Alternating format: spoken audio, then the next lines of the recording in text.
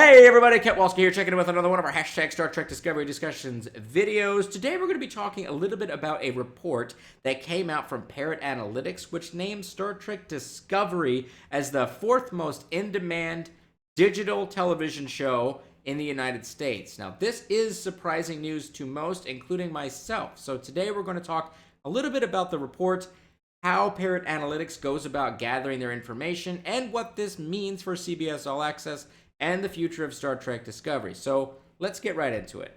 Okay, so Parrot Analytics is a ratings system that is used by media companies, marketing companies, and production companies to try to gauge the popularity and interest of their particular product, typically in this case television shows, over a global audience that kind of goes beyond the normal rating system that television uses. So these companies go to Parrot Analytics and say, hey, what's the popularity of our show? So Parrot Analytics then takes the information that the production company wants and then pumps it into their system and then gathers the data and then releases this report and also gives it back to their consumer. So what does that mean? So let's take a look at what this says at the beginning of the 2018 report. It says consumers express their demand for content through multiple demand expression platforms, including video game streaming platforms, social media, photo sharing, blogging and microblogging, fan and critic rating, peer-to-peer protocols, and file sharing platforms. Parrot Analytics captures the expressions of demand from these sources and combines them using the power of advanced artificial intelligence into a single weighted measure of demand called demand expressions. So that is what the rating is applied to Star Trek Discovery and all the shows listed in this report. It's not views, it's demand expressions. But my concern with this is how accurate really is that? Do they take a full years long gathering of every single expression, or do they take a small snippet at different periods of time and then extrapolate how much that would actually be for an entire year? Do they also understand the difference between parody or satire? So if Doomcock tweets out, can't wait to watch Star Trek Discovery Season 2 at the beginning of this year, or at the beginning of 2018, is the AI able to detect sarcasm through just text or even through video?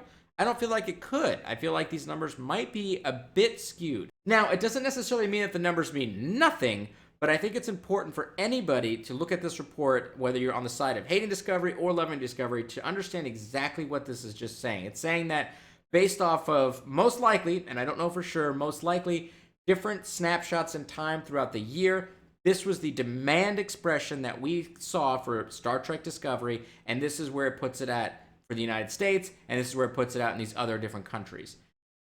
And I just press caution for anyone who wants to quickly dismiss these reports as being paid off by CBS, and I will also caution anyone who just reads these reports and says, well, that means that this show is the most popular, one of the fourth most popular show inside of 2018 for digital demand expressions for a digital streaming service. And I just want to caution people on that, because it doesn't necessarily mean that the show is very popular in terms of viewership and in terms of money.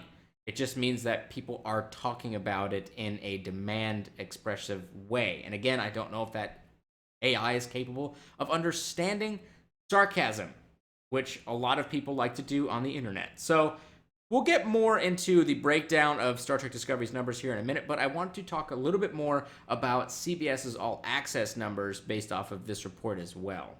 Okay, so according to Parrot Analytics, the global platform demand share for digital online series in 2018, it looks like Netflix is maintaining the dominance on the market. Definitely 71% for Netflix, Amazon Prime's coming in at 11%, and Hulu's got 9%. Now, what is interesting here is CBS All Access for the overall platform demand is at 4%. However, CBS All Access has an 8% of the market for drama digital originals for 2018. Now, that to me is rather interesting, because people are obviously tuning into CBS specifically for dramas, not so much for action-oriented or comedies or anything like that, but they're looking to CBS for dramas, which kind of makes sense since CBS does produce quite a few good dramas, in my opinion, whether it be for their platform online, All Access, or for the television show. But let's look at what the drama means in terms of this particular report based off of this graph for the United States. So I want to go ahead and show here that drama isn't its own kind of separate category. It's broken up into different subgenres, which it specifically has sci-fi drama listed. Now, when you look at Star Trek Discovery's overall ranking inside of their chart on the next page, which we'll get to in a minute, it doesn't show sci-fi drama, but I want to make the connection here between the fact that a large portion of the CBS All Access demand is coming from dramas. This graph is showing that dramas isn't its own sub thing. It isn't its own generic thing. It's got all these sub different ones, including sci-fi drama. And Star Trek Discovery is, for all intents and purposes, a sci-fi drama. So the boost overall for CBS this year came from dramas and most likely came from Star Trek Discovery. Now, again, that doesn't necessarily mean the show is good. It doesn't necessarily mean that it's getting a lot of views and making a lot of money or popularity or whatever it is. But I just want to make those connections to show that the drama piece of CBS is popular.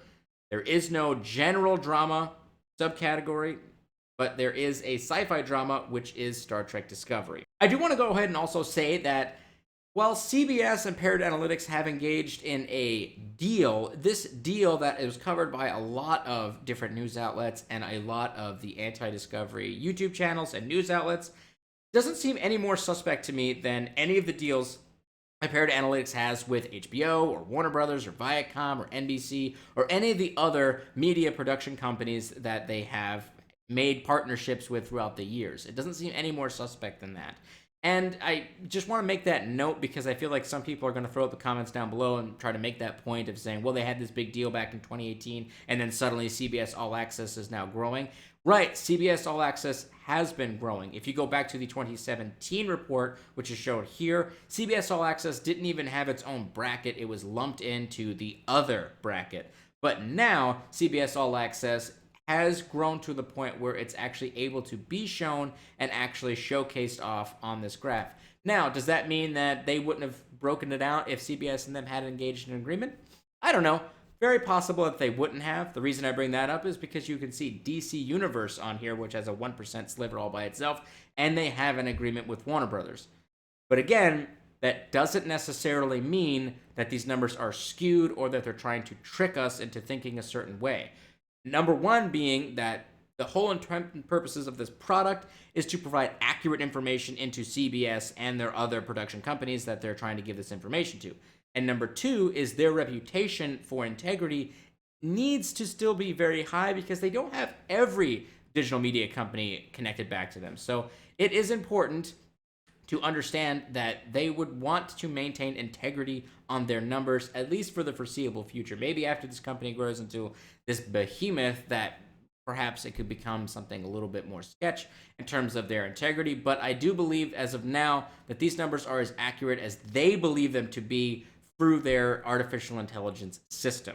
So now let's take a look at the graphic that shows the top 20 most in-demand digital original series. And we see here that Star Trek Discovery is listed out at number 4. Now, I think it's important to note that back in 2017, Star Trek Discovery was listed out at number 3 for the original series in the United States. So there has been a slight dip in the show overall, which is surprising. Some people may not have even known that this report came out last year, but they had the same kind of information in this report for Star Trek Discovery, which again showed it very high on the digital demand. However, again, this doesn't necessarily mean viewership or necessarily subscription numbers for CBS or necessarily money. But according to their artificial intelligence, it is telling them that Star Trek Discovery is in high demand, and it's coming in behind the chilling adventures of Sabrina, Titans, and Stranger Things. Now, I must say that this does seem a little bit weird to me because the chilling adventures of Sabrina, well, I did watch the show, and I actually thought it was really good, especially the later half of the season. I thought it was really, really good. Titans, I know, was struggling in a lot of areas. With fan reaction and people interest. And I know that the show definitely picked up towards the end of their first season, which I did hear about online. I haven't been able to watch the show yet personally, but I do know that the show did pick up. But it is strange that in the United States, that Titans has become this kind of uber popular thing according to this graphic.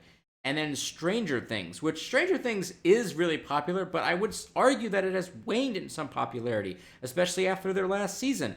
So it's kind of weird. And then you have Star Trek Discovery, which is also weird, given the fact that People don't really like the show on the whole online. The presence online is very negative because the internet can be very negative. And then right below that, you have Orange is the New Black, which I don't hear anybody talking about Orange is the New Black anymore. Not to say anything about the quality of the show, but I don't hear people talking about it. And I've got my pulse on a lot of entertainment outlets. I've got my pulse on a lot of Twitter accounts, a lot of YouTube channels. I feel like I have a good understanding as to what most people are talking about and what's popular among current content creators and content influencers, if you want to use that term. So it's weird to see even just this top five. This top five to me is very strange. In fact, the only one that seems relatively normal on this list to me is Stranger Things. But even that one is still weird. And then you go through the rest of the list, and it gets kind of stranger as you go through it.